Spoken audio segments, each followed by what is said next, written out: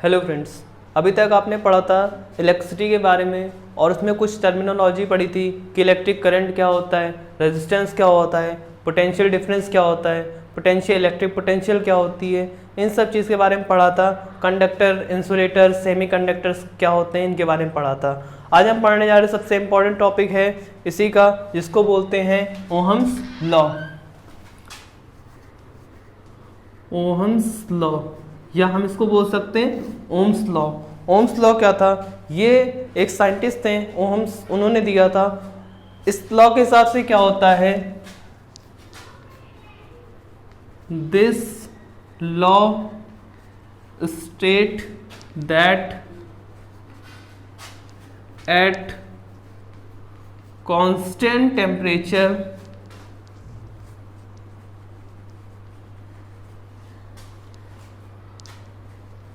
the flow of current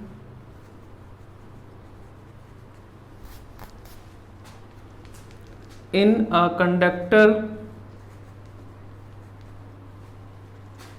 is directly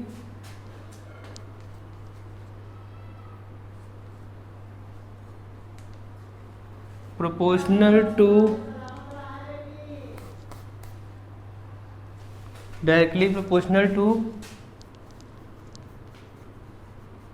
potential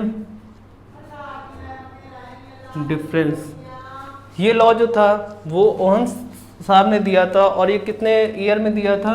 in 1826, मतलब 1826 में इन्होंने लॉ दिया था। और ये लॉ ये दिया था कि अगर किसी भी कंडक्टर में, कंडक्टिंग वायर में हम अगर करंट पास करेंगे तो वो किसके एट कांस्टेंट टेम्परेचर, यहाँ पे टेम्परेचर क्या करना है?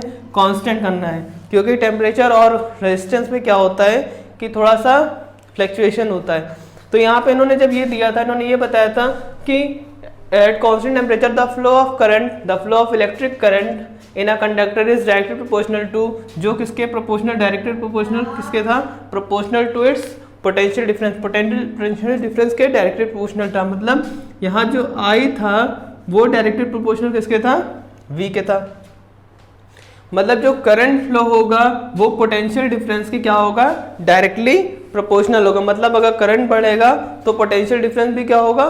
बढ़ेगा। आगे हम इसको सॉल्व करते हैं, तो जब यहाँ से हम इसको इस तरह भी लिख सकते हैं, ठीक। जब यहां से हम प्रोपोर्शनल का साइन हटाएंगे तो एक आ जाता है कांस्टेंट, जिसको हम लोग बोलते हैं are.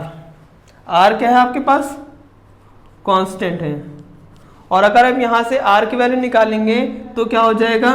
V upon I equal to क्या आ गया? आर। और आर क्या है आपके पास? कांस्टेंट है। आर को हम क्या बोले? रेजिस्टेंस बोले, रेजिस्टेंस ऑफ अ कंडक्टर। किसी भी कंडक्टर का क्या है? वो रेजिस्टेंस है। अच्छा, रेजिस्टेंस क्या होता है?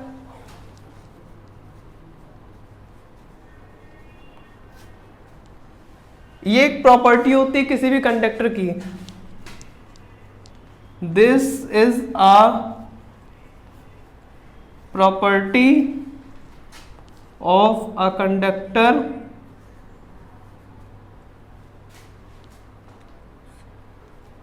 विच अपोज द करंट। मतलब ये किसी भी कंडक्टर की प्रॉपर्टी होती है जो करंट को क्या करता है? अपोज करता है, मतलब रोकता है वहां पे। इसे हम लोग क्या बोलते हैं? रेजिस्टेंस। और रेजिस्टेंस को हमने किससे डिनोट किया? रेजिस्टेंस को हमने डिनोट किया है आर से। मतलब अगर हम फॉर्मूला देखें तो V equal to I R होगा। V equal to I R होगा। अगर हम यहाँ से निकालेंगे आर की वैल्यू तो क्या हो जाएगा? आर बराबर V अपॉन आई। तो ये फॉर्मूला था किसका? ओहम्स लॉ का। अब कुछ फैक्टर्स होते हैं, डिपेंड होते हैं कि जो है कि कंडक्टर मतलब जो रेजिस्टेंस होगा कब बढ़ेगा या कब कम होगा। सबसे पहले हम अगर बात कर लेते हैं तो टेम्परेचर की बात कर लेते हैं।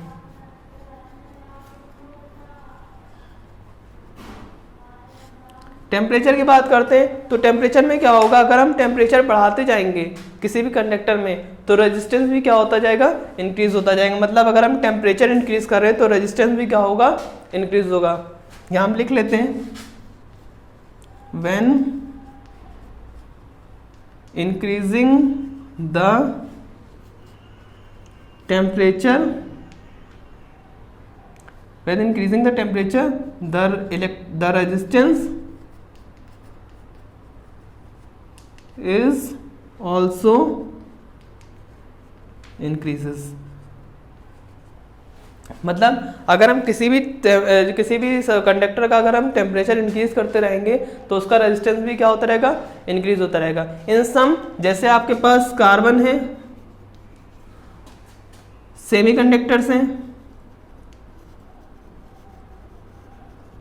इनमें क्या होगा, इनमें जस्ट रिवर्स होगा। मतलब हम इसको लिख लेते हैं वाइस वर्सा। मतलब अगर इसमें हम अगर टेम्परेचर इंक्रीज करेंगे तो रेजिस्टेंस क्या होगा, डिक्रीज हो जाएगा। ठीक है, तो ये जो था कुछ था आपके पास टेम्परेचर का केस। अगर हम बोलते लेंथ, तो अगर लेंथ की बात करते हैं, लेंथ की बात करेंगे, मतलब जो R होगा वो किसके प्रोपोर्शनल होगा, L के। मतलब अगर आपके पास कंडक्टिंग वायर है आपके पास कंडक्टर है, अगर हम उसकी लेंथ बढ़ाते रहेंगे तो रेजिस्टेंस भी क्या होता रहेगा, बढ़ता रहेगा। तो ये जो होता है लेंथ का फैक्टर था। मतलब यहाँ पे क्या होगा, अगर हम किसी वायर की अगर लेंथ हम खींच के बढ़ाएंगे तो उसका कंडक्टर जो उसका रेजिस्टेंस होगा वो भी क्या होगा, बढ़ जाएगा। और अगर हम किसी भी उसका टेम्परेचर बढ़ाएंगे, कंडक्टर का टेम्परेचर बढ़ाएंगे तो रेजिस्टेंस भी क्या होगा, इंक्रीज होगा। बट अगर यहाँ पे आपके पास कार्बन है या कोई सेमीकंडक्टर है तो इसका अगर हम लोग टेम्परेचर बढ़ाएंगे तो जो रेजिस्टेंस होगा वो क्या हो जाएगा, डिक्रीज हो जाएगा। यही लेंथ का केस था कि अगर हम इसको बढ़ाते रहेंगे तो ये भी क्या होता रहेगा, बढ़ता रहेगा। मतलब अगर हम इसको बढ़ाते रहेंगे तो ये भी क्या हो, रेजिस्टेंस भी क्या होता रहेगा, बढ़ता रहेगा, क्योंकि ये दोनों क्या एक दूसरे के डायरेक्टली प्रोपोर्शनल। मतलब ये जो होगा इसके डायरेक्टली प्रोपोर्शनल होगा। आगे हम बात करते हैं एरिया की। तो यहाँ पे जो एरिया होगा, एरिया जो है वो इसके इनवर्सली प्रोपोर्शनल है। मतलब यहाँ पे अगर हम एरिया, अगर यहाँ पे जो है एरिया बढ़ाएंगे तो रेजिस्टेंस क्या हो जाएगा, डिक्रीज हो जाएगा। जैसे एग्जांपल यहाँ पे था कि अगर हम जो है कि कार्बन लगा रहे हैं या सेमीकंडक्टर्स लगा रहे हैं तो रेजिस्टेंस क्या हो रहा है, डिक्रीज हो रहा है। वैसे यहाँ पे हम किसी भी सब्सटेंस का अगर हम एरिया बढ़ाएंगे तो रेजिस्टेंस भी क्या होता रहेगा, डिक्रीज होता रहेगा। अगर हम यहाँ पे इसको हटा के और यहाँ पे लिखते हैं, ये आपके पास पहली इक्वेशन है और ये आपके पास दूसरी इक्वेशन है। इन दोनों इक्वेशन से जो है अगर आप निकालोगे बोथ इक्वेशन 1 एंड 2, ठीक है, तो अगर इक्वेशन 1 और 2 को अगर आप ऐड करोगे तो क्या आ जाएगा आपके पास, ये जो होगा ये कंबाइंड हो जाएगा। मतलब यहां पे जो आ जाएगा R is proportional to L upon A, और जब ये प्रोपोर्शनल का साइन हटेगा तो एक आ जाएगा जिसको बोलते हैं हम लोग rho, rho is equal to L upon A। तो ये जो फॉर्मूला आएगा ये बताएगा कि स्पेसिफिक रेजिस्टेंस का। तो भी हम लोग आगे बात करेंगे इसी के बारे में, और पहले इसको थोड़ा सा हम बात कर रहे थे। लास्ट इक्वेशन हमने यहाँ तक सॉल्व करी थी कि जो लेंथ के ऊपर क्या इफेक्ट पड़ता है अगर हम जो है इसको बढ़ा देंगे। तो ये जो R था वो किसके प्रोपोर्शनल था, वो प्रोपोर्शनल था L के। दूसरी हमने बात करी थी एरिया के ऊपर क्या इफेक्ट पड़ेगा। तो एरिया जो होगा, जो रेजिस्टेंस होगा वो एरिया के क्या होगा, इनवर्सली प्रोपोर्शनल होगा। अब नेचर ऑफ द मटेरियल अगर हम बात कर रहे हैं, नेचर ऑफ मटेरियल बात कर रहे हैं, नेचर ऑफ द मटेरियल में बात करने का मतलब ये कि हम इन दोनों इक्वेशन को, ये इक्वेशन फर्स्ट है और ये इक्वेशन सेकंड है, अगर हम बोथ इक्वेशन को अगर कंबाइन करेंगे मतलब तो बता देगा आपके पास जिस हिसाब से मटेरियल का नेचर होगा उसी हिसाब से वहां पे क्या होगा, रेजिस्टेंस होगा। तो यहाँ पे एक नया फॉर्मूला जनरेट होके आता है। किस तरह से, ये जो R है दोनों में कॉमन है, प्रोपोर्शनल का साइन कॉमन है, और यहाँ पे L है और यहाँ पे क्या हो जाएगा, A हो जाएगा। ठीक, तो ये जो इक्वेशन आई, ये जो मतलब ये जो फॉर्मूला आया, अगर हम यहाँ से प्रोपोर्शनल का साइन हटा देंगे तो यहाँ पे एक कांस्टेंट आ जाएगा जिसको हम लोग बोलते हैं रो L अपॉन A। तो जो ये L अपॉन A है ये क्या हो जाएगा, एक नया फॉर्मूला जनरेट हुआ जिसको हम लोग रो को बोल रहे हैं। रो जो है आपके पास ये P की तरह बनता है, इसको बोलते हैं स्पेसिफिक रेजिस्टेंस। ठीक। इसकी जो यूनिट होती है, इसकी यूनिट होती है ओम मीटर। और आपके पास जो रेजिस्टेंस था, रेजिस्टेंस की हम यूनिट बताना भूल गए, तो जो रेजिस्टेंस था, जो रेजिस्टेंस था इसकी यूनिट जो थी, यूनिट ऑफ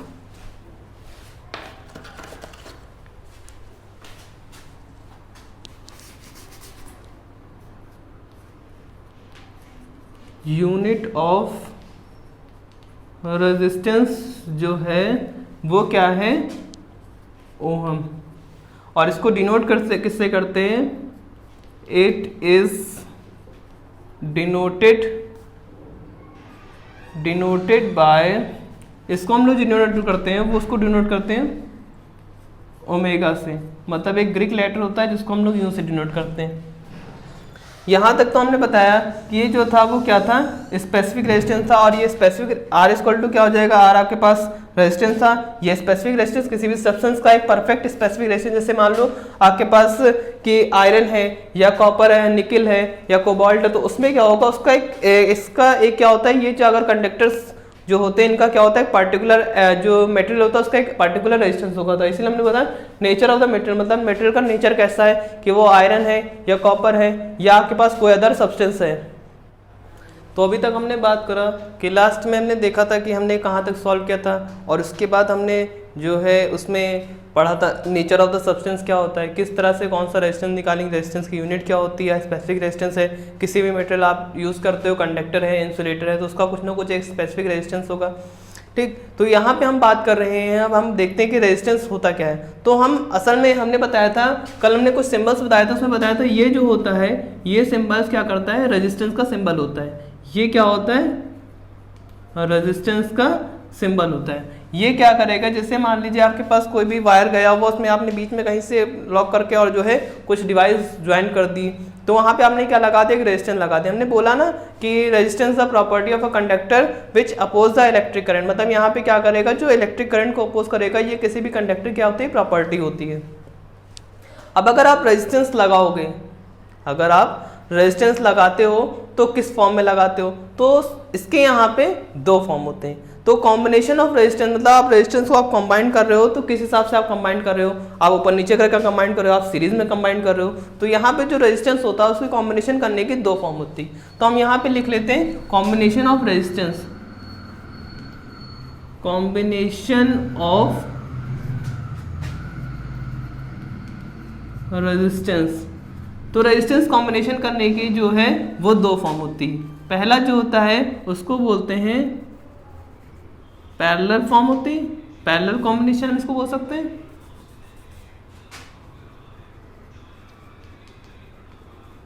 और जो दूसरा होता है उसको बोलते हैं सीरीज कॉम्बिनेशन। मतलब आप किसी भी रेजिस्टेंस को दो कॉम्बिनेशन से जोड़ सकते हैं। सबसे पहला आपके पास है पैरेलल कॉम्बिनेशन और दूसरा आपके पास कौन सा है, सीरीज कॉम्बिनेशन। देखिए दोनों क्या होते हैं, अलग अलग कॉम्बिनेशन होते हैं। एक में किसी में हम पोटेंशियल डिफरेंस अभी देखेंगे इक्वल नहीं होता, किसी में हम देखेंगे जो इलेक्ट्रिसिटी क्या होती है, मतलब जो करंट होता है वो इक्वल नहीं होता है। तो आइए हम लोग शुरुआत करते हैं पहले से, जिसका नाम है पैरेलल कॉम्बिनेशन। तो पैरेलल कॉम्बिनेशन में होता क्या है, पहले से हम शुरुआत करते हैं। सबसे पहले हम इसका डायग्राम देख लेंगे, किस तरह से हम इसका डायग्राम बनाते हैं। मतलब यहाँ पे रेजिस्टेंस का हम कंबाइन करेंगे, कम से कम 2 से 3 रेजिस्टेंस आप लेके उसको कंबाइन करोगे तो आप देखोगे पैरेलल कॉम्बिनेशन है कि नहीं या सीरीज कॉम्बिनेशन है कि नहीं। तो आप सबसे पहले यहाँ पे रेजिस्टेंस हम यहाँ ड्रॉ कर लेते हैं। तो रेजिस्टेंस को ड्रॉ करने के लिए हमने यहाँ पे क्या करा, कम से कम हमने कितने रेजिस्टेंस लिए, कम से कम हमने यहाँ पे 3 रेजिस्टेंस लिए हैं।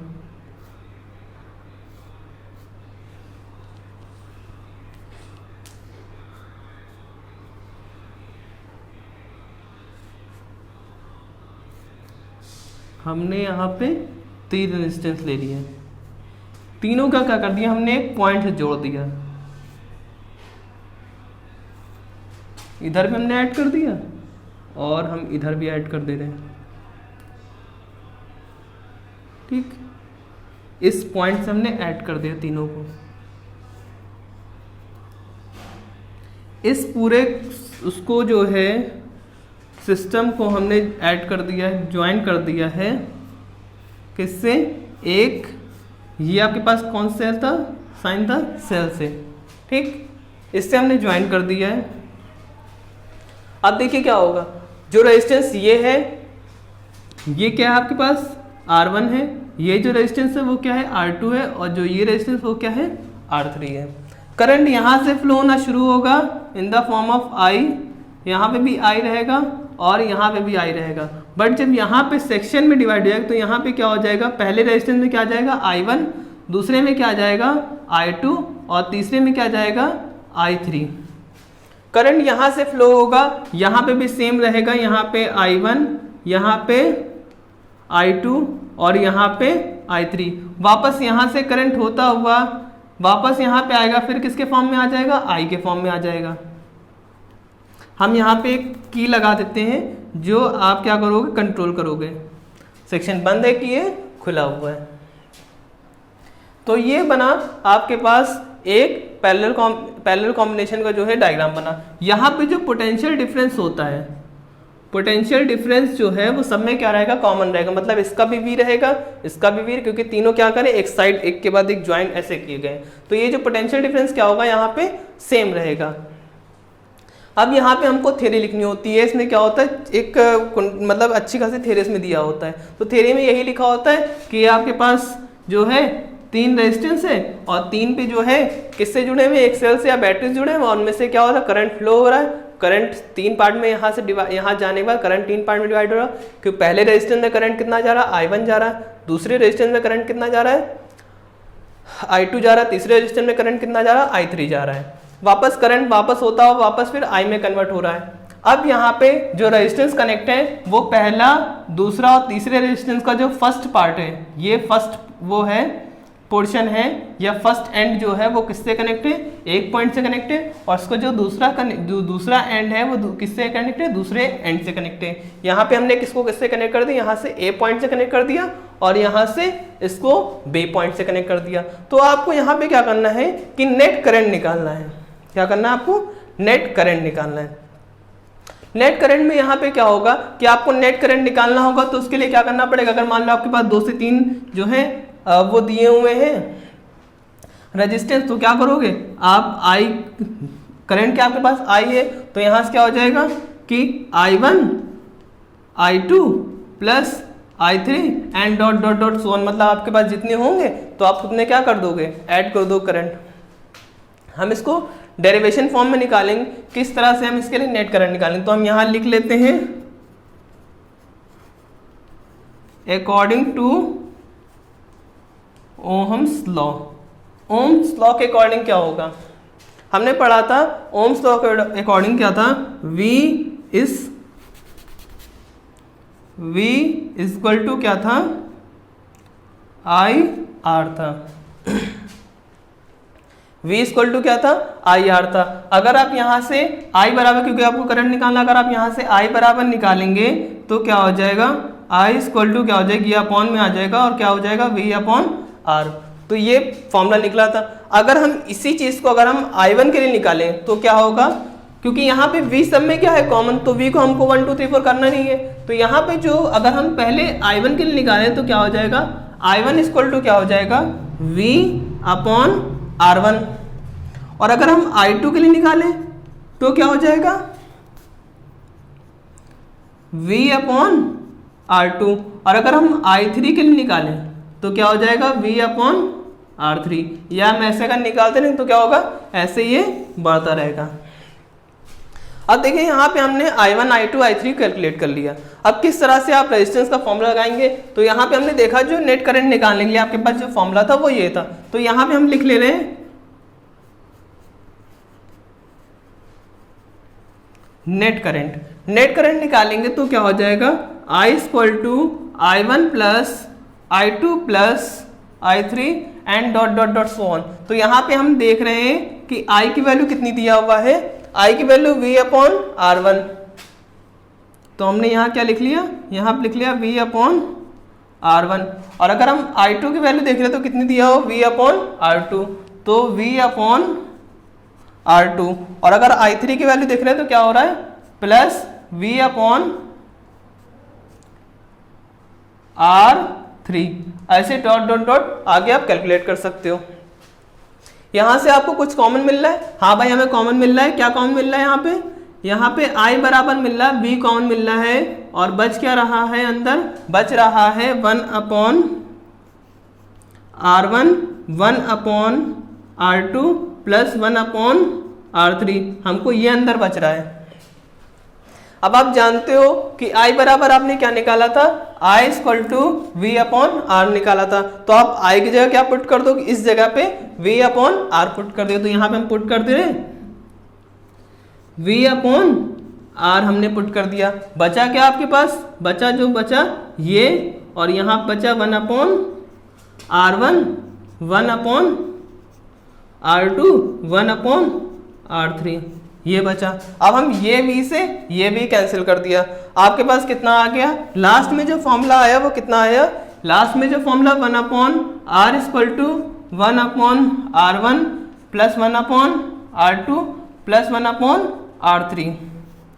तो जो ये फॉर्मूला आया, ये फॉर्मूला किसके लिए था, ये फॉर्मूला जो था वो पैरेलल कॉम्बिनेशन के लिए था। अगर हम पैरेलल कॉम्बिनेशन में किसी भी रेजिस्टेंस को अगर आप कनेक्ट करेंगे तो वहां पे जो आप निकालेंगे तो टोटल रेजिस्टेंस आपके पास कितना निकलेगा, ये निकलेगा। इस फॉर्मूले से आप इसको कैलकुलेट कर सकते हैं, मतलब आपके पास दिया रहेगा कि R1 कितना है, R2 कितना है और R3 कितना है। अगला हम देखते हैं सीरीज कॉम्बिनेशन। तो सीरीज कॉम्बिनेशन में क्या होता है, जस्ट थोड़ा सा इसका चेंज जाता है। हम सीरीज कॉम्बिनेशन अभी देखते हैं इसको। अभी हमने बात किया है कि पैरेलल कॉम्बिनेशन की, अब हम बात करेंगे सीरीज कॉम्बिनेशन। तो सीरीज कॉम्बिनेशन में क्या होता है उसको देखेंगे, उसका फॉर्मूला ड्राइव करके लाएंगे, फिर इसी फॉर्मूले से हम लोग कई सारे न्यूमेरिकल्स लगाएंगे, और जो है आगे हम लोग देखेंगे कि किस तरह से जो है सीरीज कॉम्बिनेशन का आया है, या हम लोग घर में अगर वायरिंग कराएंगे तो किस कॉम्बिनेशन में कराएंगे। तो आगे हम देख लेते हैं किस तरह से सीरीज कॉम्बिनेशन का फॉर्मूला आया है। ठीक, तो अगला जो दूसरा नंबर है वो क्या है, सीरीज कॉम्बिनेशन। सीरीज कॉम्बिनेशन, तो सीरीज कॉम्बिनेशन में पैरेलल कॉम्बिनेशन और सीरीज कॉम्बिनेशन में क्या होता है, थोड़ा सा डिफरेंस चेंज होता है कि जो सीरीज कॉम्बिनेशन होता है उसमें जो रेजिस्टेंस होता है वो एक ही सीरीज में लगे होते हैं।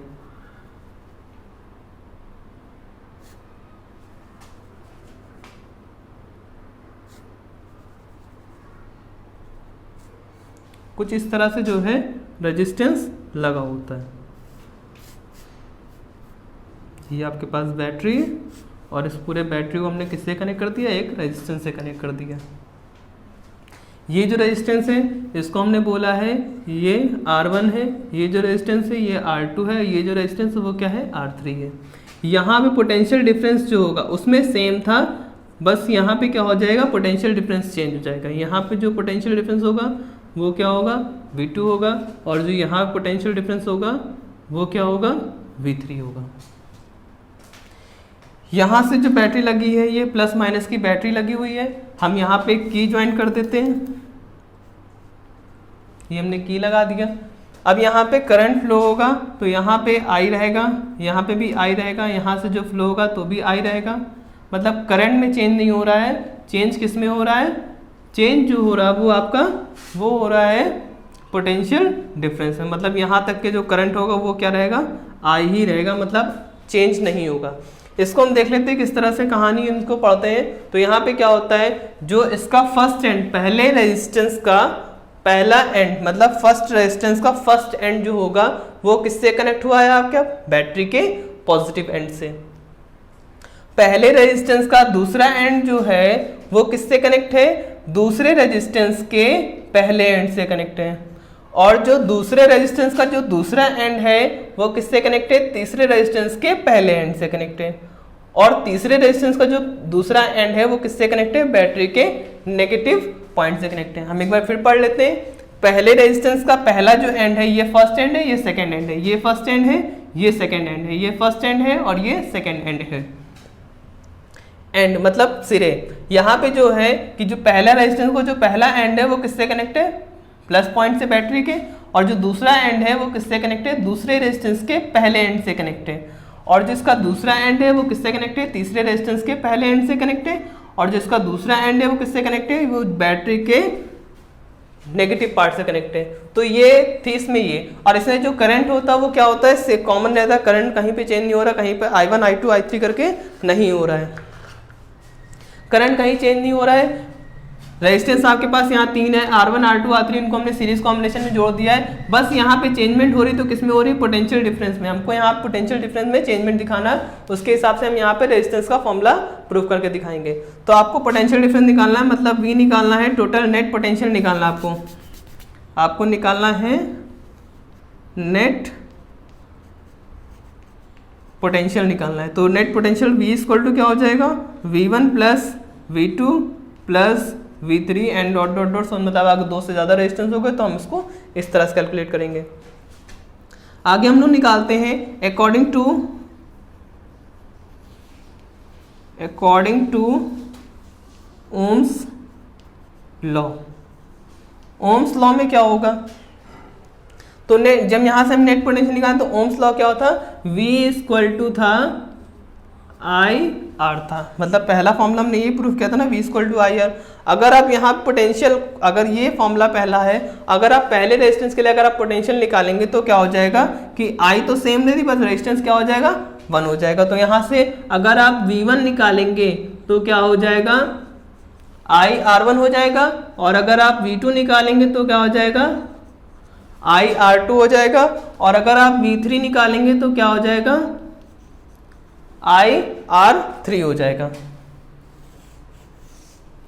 तो हमको यहां से नेट पोटेंशियल निकालना है, तो हम यहां से नेट पोटेंशियल अगर निकालेंगे तो नेट पोटेंशियल आपके पास फॉर्मूला क्या आएगा, ये आएगा V equal to V1 plus V2 plus V3 and dot dot dot. तो V की जगह तो हमने V रख दिया, V1 की जगह हम क्या रखेंगे, IR1, मतलब IR1, और अगर V2 की जगह रखेंगे तो क्या रखेंगे, IR2, तो यहाँ पर रखा IR2, और अगर V3 की जगह निकालें तो क्या हो जाएगा, IR3, और अगर ऐसे और आते हैं तो हम इसको भी ऐड कर लेंगे। अब यहाँ से V इक्वल टू तो था, यहाँ पे कॉमन क्या मिल रहा है, ये I और ये I, तो यहाँ से हमने I कॉमन ले लिया, अंदर क्या बचा, अंदर बचा I1 R2 और R3। इसकी जगह हम क्या लिख सकते हैं, इसकी जगह हम लिख सकते हैं IR1, मतलब यहाँ पे इसकी जगह हमने रिप्लेस करके लिखते हैं IR, और यहाँ से क्या हो जाएगा, यहाँ से जो हो जाएगा I तो सब में कॉमन है, और यहाँ से R1 plus R2 plus R3, ये आया। अब यहाँ से ये I और ये I क्या हो गया, कैंसिल हो गया, तो यहाँ से बचा आपके पास क्या, जो एग्जैक्ट फॉर्मूला आया वो आया R1 R2 R3, मतलब ये जो था ये फॉर्मूला आता है जब आप किसी भी रेजिस्टेंस को किसमें वो करोगे, किसी भी रेजिस्टेंस को आप सीरीज कॉम्बिनेशन में लगाओगे तो उसके लिए फॉर्मूला ये आता है। और हमने जब पैरेलल में लगाया था तो उसके लिए फॉर्मूला कौन सा था, R equal to 1 upon R1 1 upon R2 1 upon R3। तो ये फॉर्मूला था, ये फॉर्मूला जो है वो सीरीज के लिए है, और जो ये फॉर्मूला है ये पैरेलल के लिए।